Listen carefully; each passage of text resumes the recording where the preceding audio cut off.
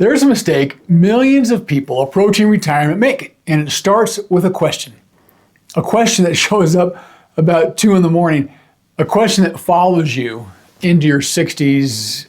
Am I actually ready to retire? Look, not someday, not theoretically. Now, most people think the answer depends on one number, how much money they have saved. One giant target, one giant benchmark. And if they haven't hit it yet, they assume, oh, they're not ready. But here's what I've learned after talking to people at this crossroads in their life for years. Some people retire comfortably with far less than the experts say they need, and some people with 7 figures don't feel ready. So what does that mean? That means retirement readiness is not one number. It's actually 5 tests. And by the end of this video, you'll have run all 5 for yourself. But before we get into the tests, would you consider something? There's one number that most people approaching 65 you already have. It's a number they've earned over a lifetime of work. And almost nobody has ever calculated what it actually is worth. When you see that calculation, and we're going to get to it, it may be the most important thing in this video because for a lot of people, it changes everything. And to help us get through these tests, I've created the Retirement Reality Check. You can get it over at brainflash.com. It's built exactly around these. Every test we run today, it's going to help you run against your own numbers. Look, drop your email over at brainflash.com, come straight to your inbox. We're going to come back to it and refer to it throughout this video. And one more thing, before we start, in the next video, we're going to put real dollars on everything you're about to learn today. Exactly how much you should have at 65. A specific plan to eliminate consumer debt before you retire. How to build retirement income from what you already know, and what taxes are going to actually take from your retirement accounts, because that number, sorry to say, but that number is going to surprise you. Subscribe now so you don't miss it. Let's run your 5 test. I want to tell you about a conversation I had not long ago. A woman, mid-60s, had been working the same job for 22 years. Good job, good income. She'd been responsible her entire adult life. She sat down and walked me through everything she had. Her savings account, her 401k, her house.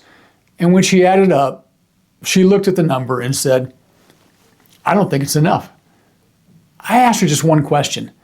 Did you even count your Social Security? She said, oh, no, that's not really an asset. That's just a check every month. That's exactly the blind spot that almost all of us have. Social Security is not a check. It's an income-producing asset. Look, here's the math.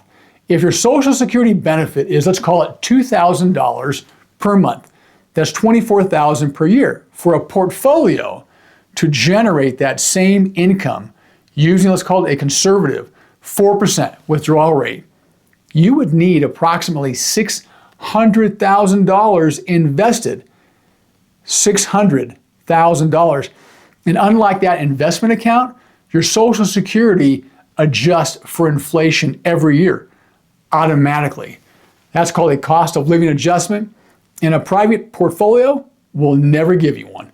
Look, I'm not saying Social Security is literally a $600,000 account, but I am saying that from an income perspective, that's the scale we're talking about. The woman I mentioned, when we ran her actual number, that she'd been walking around believing that she had far less than she actually did because she never counted one of her largest retirement assets. So here's your first test. Go to ssa.gov and pull your actual benefit statement.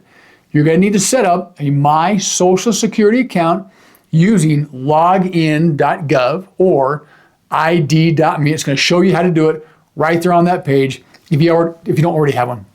It takes about 5 minutes, and it may be the most valuable 5 minutes you're going to spend this week. Once you're in, verify that Social Security has captured your 35 highest earning years correctly.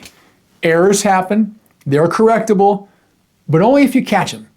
A missing high earning year can reduce your benefit every month permanently. Now, take your monthly benefit number, multiply it by 12 to get your annual income. Then divide that number by 0.04.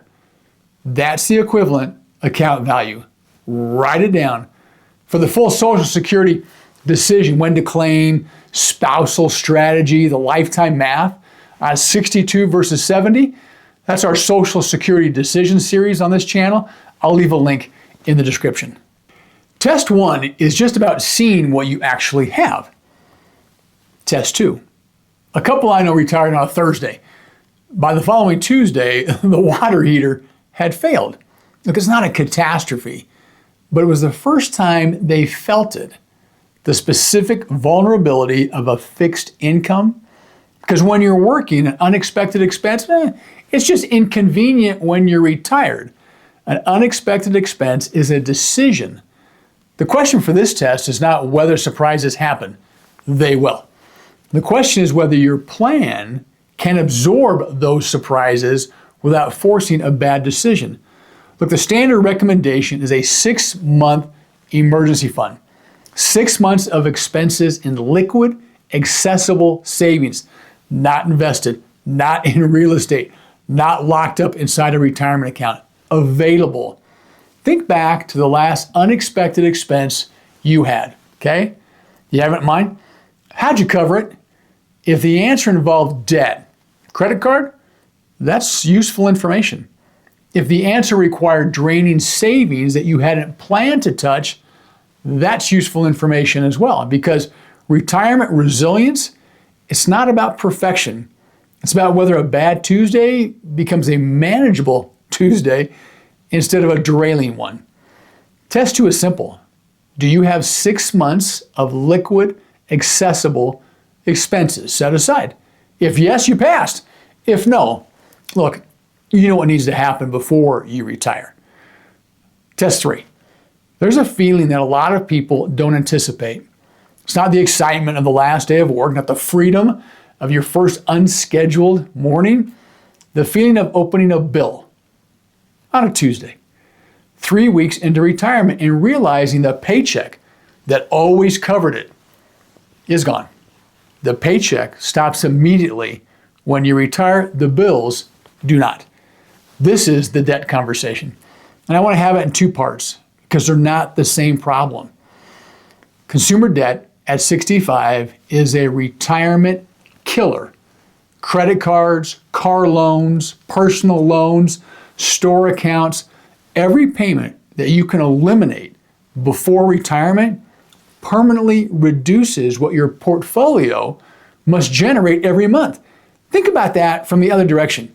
Every dollar of consumer debt you carry into retirement, it's an obligation funded from savings every single month for as long as you carry it.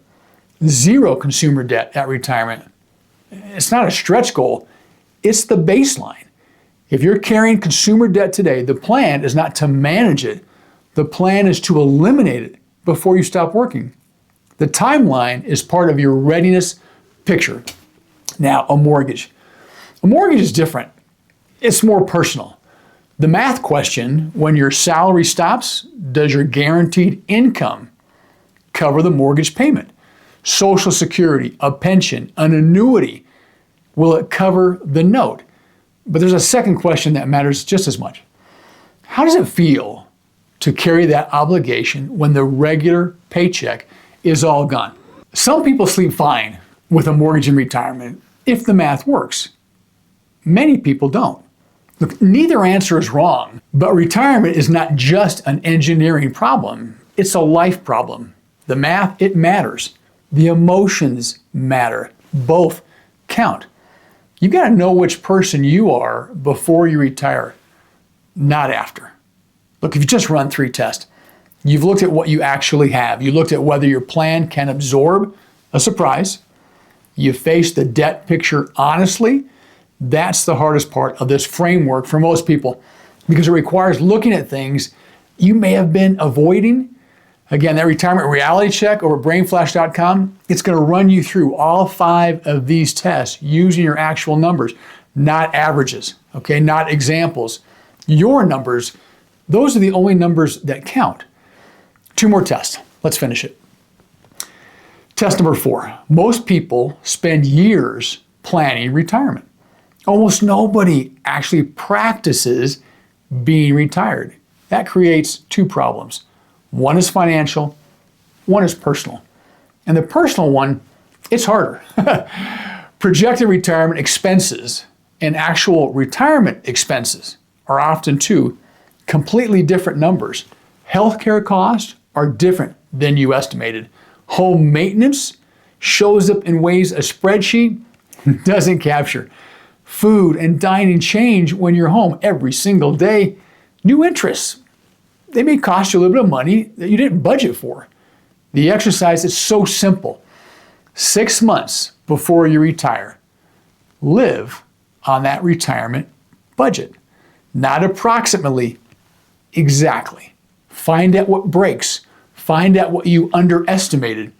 Because discovering a problem before retirement is far less expensive than discovering it after. Now, the financial test drive is the one most people, we can understand. The lifestyle test drive is the one almost nobody runs. I learned this the hard way. When I stepped away from my career to care for my father through his Alzheimer's journey, I thought the hardest adjustment would be financial. It wasn't. The hardest part was the morning I woke up and there was nothing on the calendar that needed me. No meeting at 9, no decision, waiting for my input, no team that even required my presence. I had spent decades introducing myself by what I did. That's who I was. And the day that I stopped, I realized I didn't have a clear answer to a question I had never thought to ask. Who am I when I'm not the person who goes to work? That question doesn't care how much money you have. It shows up for people with 7 figures and people with 70,000. And it usually shows up in the first month. Test that before you retire. Take a week, simulate the unstructured days. What fills them? What gives you purpose? What gives you connection? Answer those questions before retirement again, not after. Because the financial transition, look, as hard as it is, it's usually easier than the personal one. All right, test number 5. This is the test almost nobody talks about. And it may be the one that changes your timeline the most. Do you have the ability to generate income in retirement? If you want to, look, I'm going to be really specific about what I mean. I'm not talking about a part-time job. I'm not talking about going back to the office. I'm not talking about manual labor or a grinding side hustle. I'm talking about something different. Most people over 60 have spent decades accumulating something extraordinarily valuable: expertise, judgment, relationships, the kind of knowledge that took 30 years to build and that nobody can replicate quickly.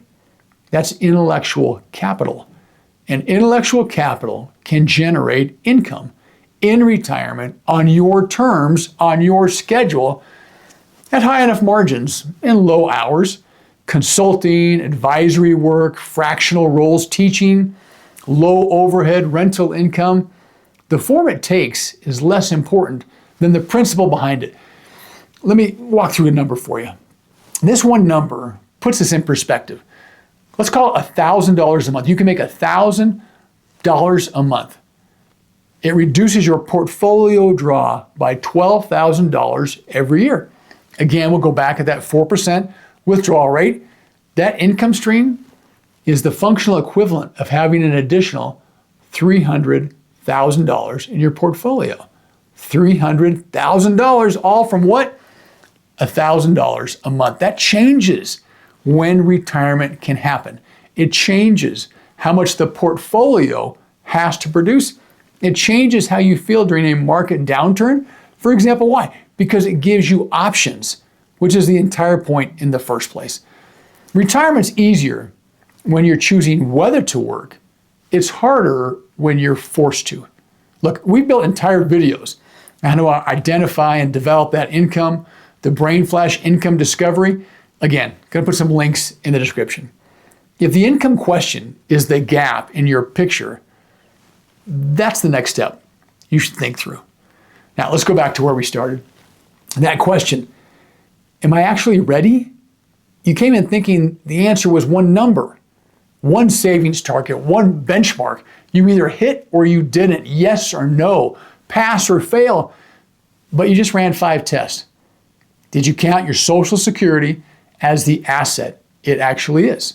Can your plan absorb a bad Tuesday without derailing? What happens the day the paycheck stops and the bills do not? Have you actually practiced the life you're planning to live? And do you have a lever, income on your terms if you want one? Notice one thing, would you? None of those questions asked whether you had $1 million, because retirement readiness and retirement wealth are not the same thing. And that number I promised you at the beginning, the one most people have never calculated correctly, it's on your Social Security statement. It's the benefit you've already earned. You've already built it over 40 years of work, converted to an asset value at a conservative 4%. Look, for many people watching this, it's the largest single retirement asset they have before they add anything else. Most people approaching retirement, they've never even looked at it that way. You just did. Some of your 5 tests, I'm going to guess, they came back strong. Some may still need some work. Both are true for most people, and both are actionable. Many people approaching retirement, they're closer than they think. It's not because the math changed. It's because they finally looked at the entire picture. And again, in our next video, we're going to put real dollars on all 5 of these tests. Exactly how much you should have, how to eliminate the debt, how to build the income, and what taxes are actually going to do to your retirement accounts, because that number, it'll surprise almost everyone. Subscribe so you don't miss it. This is Brain Flash.